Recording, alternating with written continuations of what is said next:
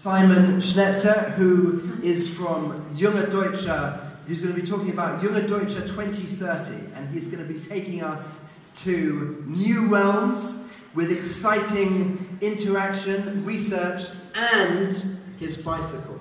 Simon, please.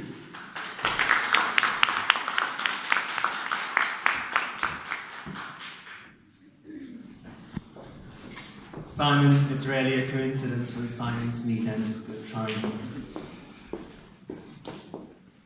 Welcome everyone, good morning. Hello future. Who of you is interested in what the future will look like? Is anyone of you interested in what the future is looking like? Well, if you look at me and you want me to tell you something, you'll see a big question mark.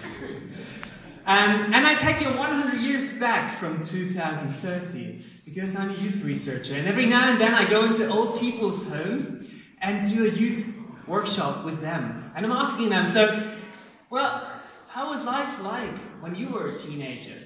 And you know, when we go back 100 years in their lives, that's around 1945, 1950, when they were teenagers.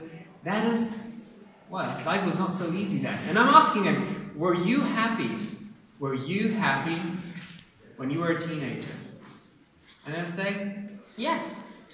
Now, well, but you didn't have much. You were still happy? You know, the people around me, my neighbors, the people in the next village, they didn't have more either. So, well, we felt happy. But hey, we have children and grandchildren, and they seem to have everything. But why are they not happy? And this is the transition. This is the story that I'll take you through. What happened between then and today, and what can we learn from that about the future? So, to kick this story off, I'll take you to 1960. It was a pretty great, can you see that? There's a pill. There's a medical pill on the sign for 1960. It's the anti-baby pill. What happens if you introduce a anti-baby pill on the market and people start taking them? They decide when they want to have children. The children born since then, at least here in Western Europe, they're wish kids. And what is typical for a wish kid? If you are a family and you have a child and you wanted to have it, you don't do this, you have to, and this military-style commandoing, no. Okay, that's okay. If you don't want to do that, let's consider this boundary that I just set up to be flexible. You know this. If you're an employer, if you want to get children to do something, you'll realize, well, the boundaries that you set are not so fixed anymore. I have more dates for you. Tuck, tuck, tuck. 1984. What happened then? Well, by now we're 4 years into the birth years of Generation Y, and 1984 in Germany something historical happened. We received the very first email. In Karlsruhe, the very first email arrived, and this changed how we communicate. How do we communicate? How do young people today communicate? Pretty fast. But then, look, talk. This communication then was, I write a letter, I'm waiting for a week for a response to come, or perhaps it was so important that I make a phone call. But that was really expensive then. So email changed how fast we communicate. And we are expecting today really fast responses to whatever we say and communicate. So it started 1984.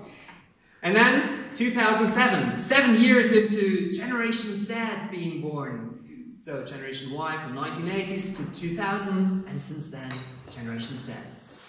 What happened? 2007.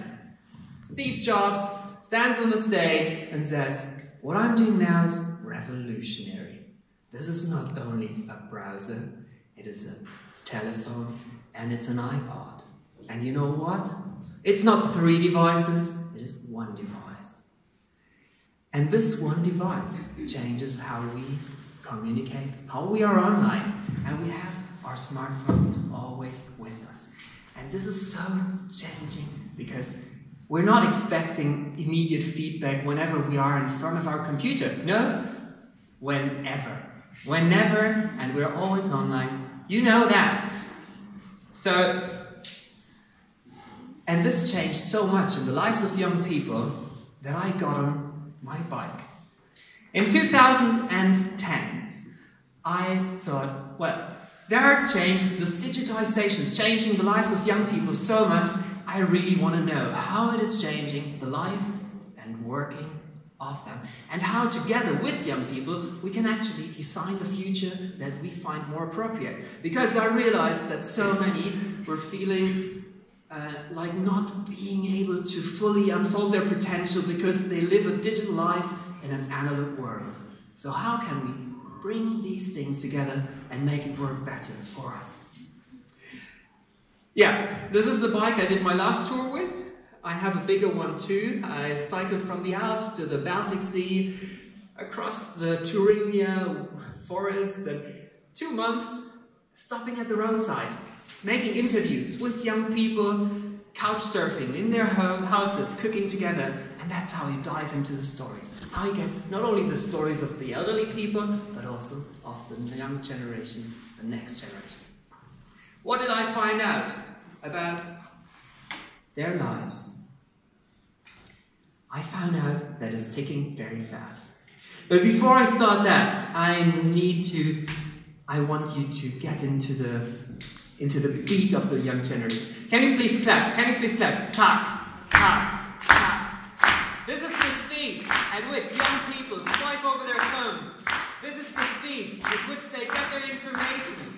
This is the speed with which they decide if they like something or they dislike something. And 3, 2, 1.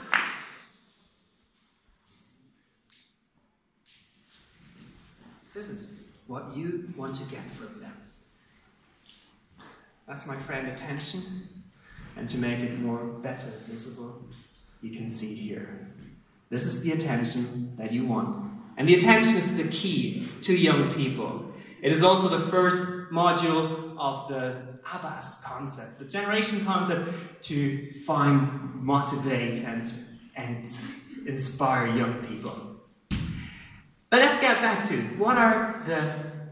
now you know how fast their beat is ticking. What is it that their lives is about? What is the biggest influence on young people's, and we're talking about 14 to mid-20-year-olds, what is the biggest influence in their life? I have 3 things for you, an option. Is it the bonds of your family? Is it the pressure to perform? Or is it the fear of the future? Bonds of your family, pressure to perform, fear of the future. Who of you thinks it's the fear of your future which has the most impact on young people's lives today? Please raise your hands. Fear of the future? Thank you. Pressure to perform? Or the bonds of the family? Applause for you. That's right. It's the bonds of the family. And do you know why? Well, all these 3 things are very important. And they are the most important among the wide selection that we have. But the bonds of the family grow so much more important when so many of our relationships are not physical. You cannot get them when you feel bad and when your digital performance is not so well. Who's hugging you? This is changing a lot. And then we hear about crisis all the time. Who can you rely on when, well, the family is growing more important? We are a wealthy generation. Well, at least we're grown up in wealth. But do we know how long this will continue, this wealthy life? We don't. And that's why the family and the backhold that they can give you, the support, is considered so much more important. Looking at the values, what are the most important values of the young generation? It's again, family. If we look at the teenagers, well, friends are very important too, but family is really the most important one. And among the 3 most important values, there's friends too, and there's health. And what do you think, what is health?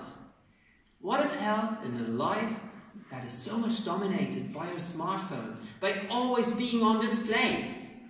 It is not only that you are without physical pain, it is also that you're looking good, that you're looking fit and sexy and cool, that when you're on display, that people will like you and say, yeah, you're cool, like, follow, and so on.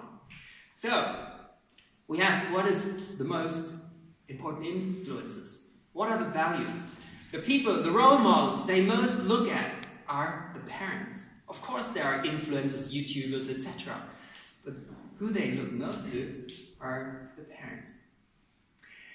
And I'm often asked, what is the major difference between Generation Y and Z? Well, do you know it? If we consider the age of Generation Z, they're only coming of age now. The oldest ones are 17, turning 18. Well, what's the life stage? Most of them are single. This is perhaps the most decisive difference between other generations, the life stage they are in. When you're single, you go out way more. You have to look cool because you want to impress other people. That is major change. Then, of course, we have the smartphone. For Generation Y, that came on later, and for Generation Z, that's just so normal. When Generation Y is still saying, well, I have a real life and an online life and making a difference, this is so intertwined, it's one for Generation Z. Remember, life stages are way more powerful to tell you what the differences and needs are than a generational title. This is the lives of Generation Y and Z. So let's look how we can use this knowledge to help you design their future. ABBAS is an acronym which makes way more sense in German, but we don't have to use English acronyms always, so let's go for